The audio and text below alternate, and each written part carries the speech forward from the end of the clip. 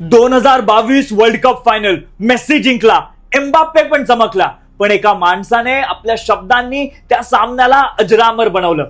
Argentina विरुद्ध France सामना बरोबरीत. आता सगळं काही ठरणार होतं ते पेनल्टी शूटआउट मध्ये, आणि त्याच क्षणी पीटर ड्रुरी आपल्या कॉमेंट्री मध्ये काय म्हणाले ते ऐका. What can you say but thank you for surely one of the greatest football matches that has ever been played, encompassing stellar moments from some of the greatest footballers who have ever attempted to play this game. कसलं भारी बोलला ना. शब्दांचा वापर बघा. Attempted, प्रयत्न केला.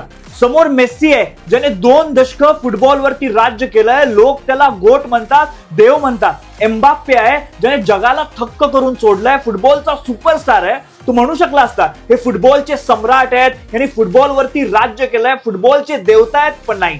तो म्हणाला attempted to play this game. म्हणजे पेले असो, मॅरेडोना असो, सर्वांचा लाडका क्रिस्टियानो रोनाल्डो असो, इतके महान खेळाडू, यश त्यांच्या पायाशी लोळतंय, शेकडो ट्रॉफीज, हजारो रेकॉर्ड्स, तरीही हे सगळे फक्त त्या खेळाला समजून घ्यायचा प्रयत्न करतायत.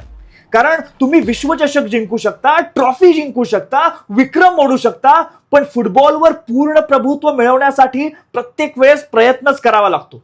आणि कदाचित म्हणूनच फुटबॉल हा जगातील सर्वात लोकप्रिय खेळ आहे.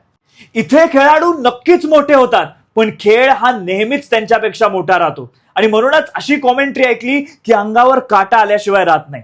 पीटर ड्रुरी हा सामन्याचं वर्णन करत नाही, तो फुटबॉलची कविता म्हणतो.